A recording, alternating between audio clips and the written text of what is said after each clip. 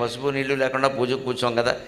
చిటికెడు పసుపు తీసుకుని దానికి కాస్త నీళ్ళలో తడిపి ఇలా ఊరికే 3 వేళ్ళు ఇలా నొక్కి ఓ ముద్ద కింద చేసి గోపురంలాగా అక్కడ తమలపాకు మీద పెట్టేస్తాడు. దానికే మొత్తం షోడశోపచారాలు చేస్తాడు. దీపం దర్శయామి, ధూపమాఘ్రాపయామి, నైవేద్యం సమర్పయామి, తాంబూలం సమర్పయామి అంటూ ఆ తర్వాత ఉద్వాసన చేసి ఆ వినాయకుడిని పక్కన పెట్టి మిగిలిన పూజ చేస్తాడు. అంత గొప్పది మన సంస్కృతి, అంత సూక్ష్మ దర్శనం.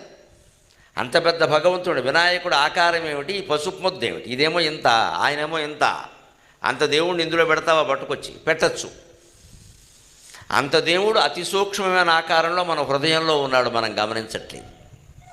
ఆ గమనింపు లేకే దేశాలన్నీ తిరుగుతున్నాం, తీర్థాలన్నీ తిరుగుతున్నాం.